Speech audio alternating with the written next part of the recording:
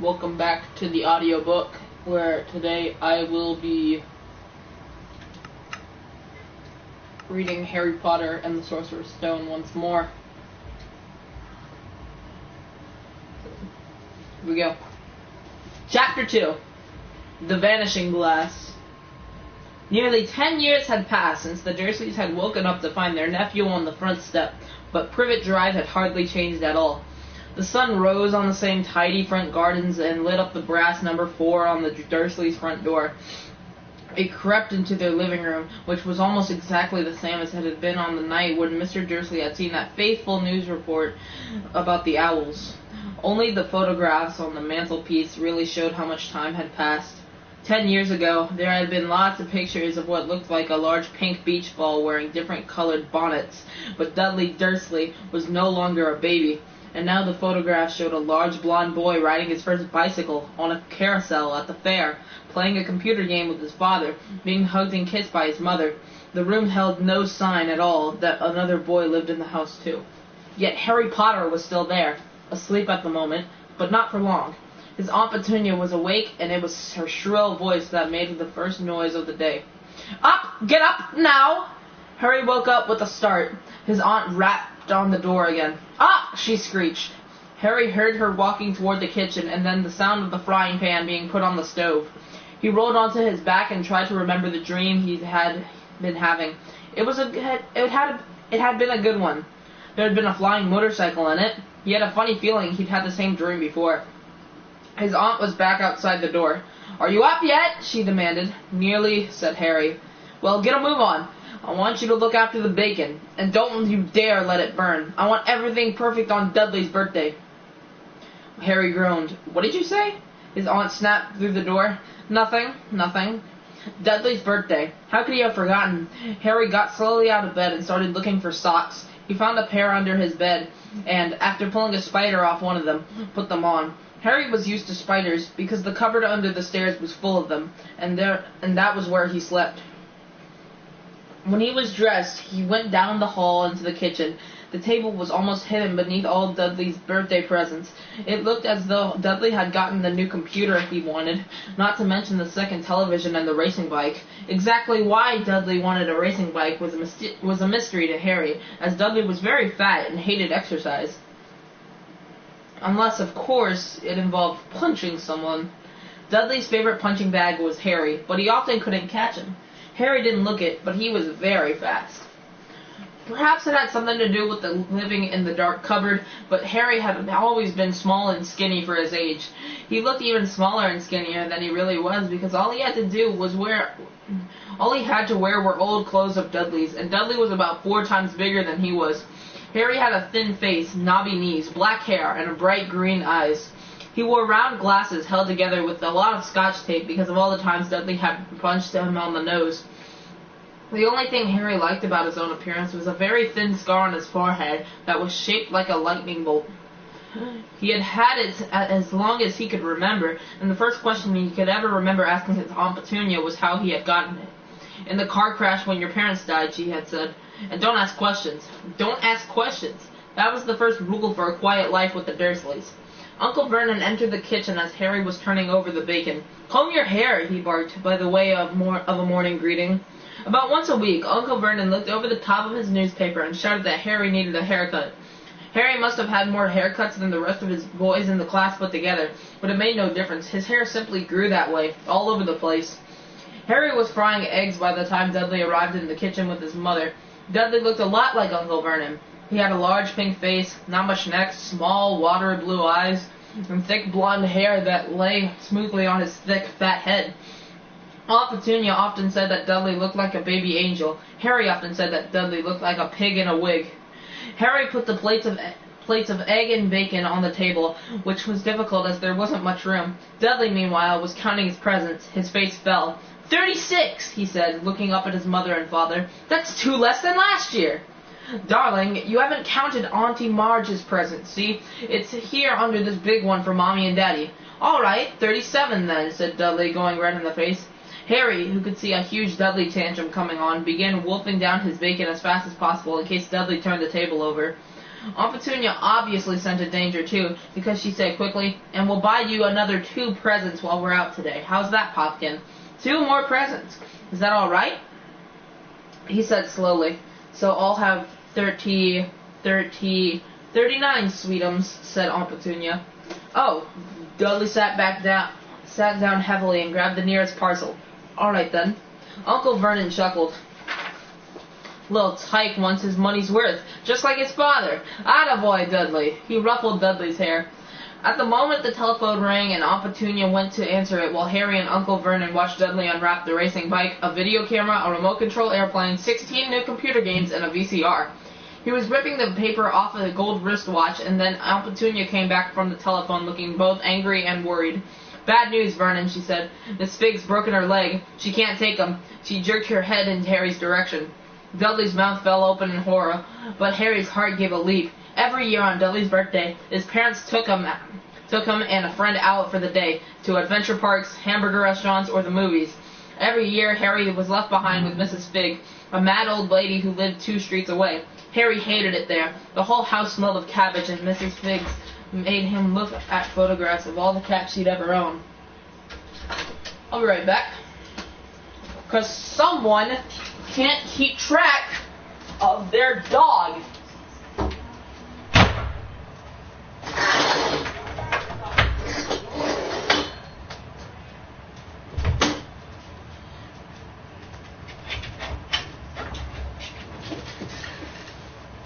Boom, he ain't getting through there. He gonna cry in the car.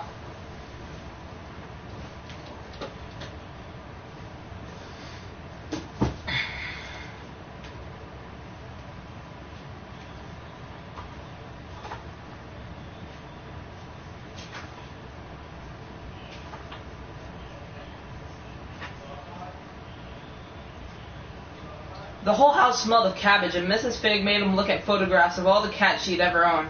"Now what?" said Aunt Petunia, looking furiously at Harry as though he'd planned this. Harry knew he ought to feel sorry that Mrs. Fig had broken her leg, but it wasn't easy when he reminded himself that it would be a whole year before he had to look at Tibbles, Snowy, Mr. Paws, and Tufty again. "We could phone Marge," Uncle Vernon suggested. "Don't be silly, Vernon. She hates the boy." The Dursley often spoke about Harry like this, as though he wasn't there, or rather, as though he was something very nasty that couldn't understand them, like a slug. "What about what's-her-name, your friend, Yvonne?" "On vacation in Majorca," snapped Aunt Petunia. "You could just leave me here," Harry put in hopefully.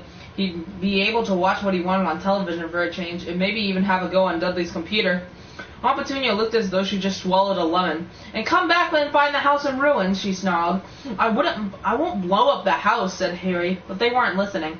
"I suppose we could take him to the zoo," said Aunt Petunia slowly, "and leave him in the car. That car's new. He's not sitting in it alone." Dudley began to cry loudly. In fact, he wasn't really crying. It had been years since he'd really cried, but he knew that if he screwed up his face and wailed, his mother would give him anything he wanted. "Dinky Duddy-Dums, don't cry. Mommy won't let him spoil your special day," she cried, flinging her arms to come around. Oh gosh, what was that? Flinging her arms around him. "I don't want him to come," Dudley yelled between huge pretended sobs. "He always spoils everything." He shot Harry a nasty grin through the gap of his mother's arms. Just then, the doorbell rang. "Oh, good Lord, they're here," said Aunt Petunia frankly. And a moment later, Dudley's best friend, Pierre's Pulchus, walked in with his mother. Pierre's was a scrawny boy with a face like a rat. He was usually the one who held people's arms behind their backs while Dudley hit them. Dudley stopped pretending to cry at once. Half an hour later, Harry, who couldn't believe his luck, was sitting in the back of the Dursleys' car with Pierre's and Dudley on the way to the zoo for the first time in his life. His aunt and uncle hadn't been able to think of anything else to do with him, but before they left, Uncle Vernon had taken Harry aside. "I'm warning you," he had said, putting his large purple face right up close to Harry's. "I'm warning you now, boy. Any funny business, anything at all, and you'll be in that cupboard from now until Christmas." I'm not going to do anything," said Harry, honestly. But Uncle Vernon didn't believe him. No one ever did. The problem was, strange things often happen around Harry, and it was just no good telling the Dursleys he didn't make them happen. Once Aunt Petunia, tired of Harry coming back from the barber's looking as though he hadn't been at all, had taken a pair of kitchen scissors and cut his hair so short he was almost bald except for his bangs. which he left to hide that horrible scar. Dudley had laughed himself silly at Harry, who slept a sleepless night imagining school the next day, where he was already laughed at for his baggy clothes and taped glasses. Next morning, however, he had gotten up to find his hair exactly as it had been before Aunt Petunia had sheared it off. He had been given a week in his cupboard for this, even though he had tried to explain that he couldn't explain how it grew back so quickly. Another time, Aunt Petunia had been trying to force him into a revolting old sweater of Dudley's, brown with orange puffballs. The harder she tried to pull it over his head, the smaller it seemed to become, until finally it might have fitted a hand puppet, but certainly wouldn't fit Harry. Aunt Petunia had decided it must have shrunken in the wash, and, to his great relief, Harry wasn't punished.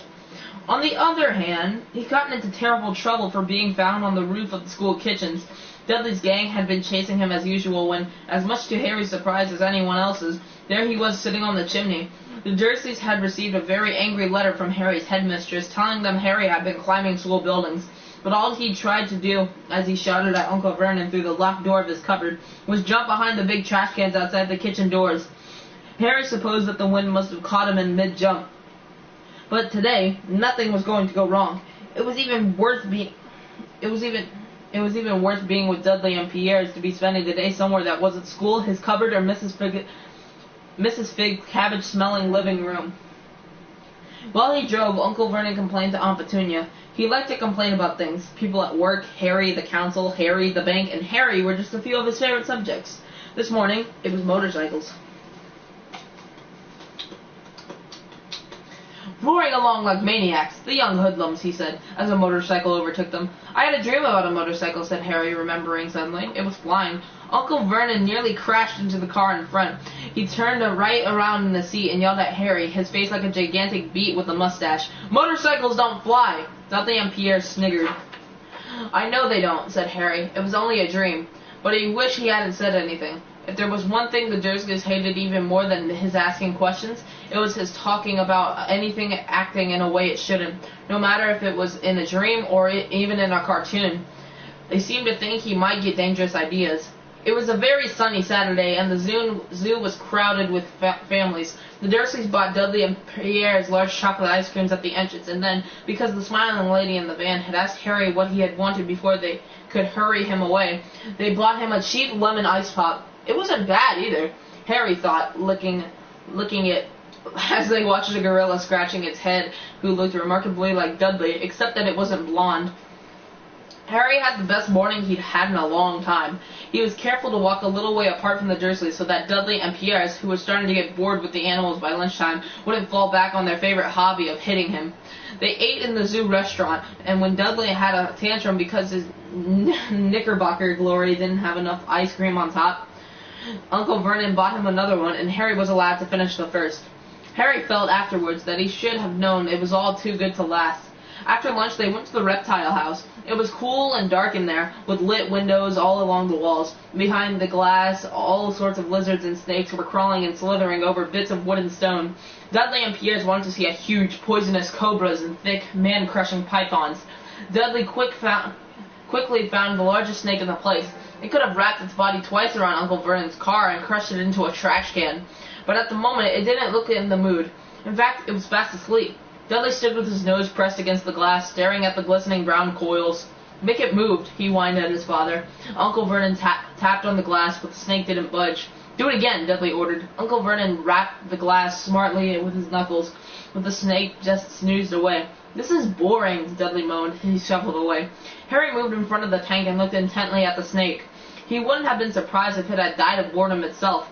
No company except stupid people drumming their fingers on the glass trying to disturb it all day long. It was worse than having a cupboard as a bedroom, where the only visitor was Aunt Petunia hammering on the door to wake you up. At least he got to visit the rest of the house. The snake suddenly opened its beady eyes. Slowly, very slowly, it raised its head until its eyes were on level with Harry's. It winked. Harry stared. Then he looked quickly around to see if anyone was watching too. They weren't. He looked back at the snake and winked too.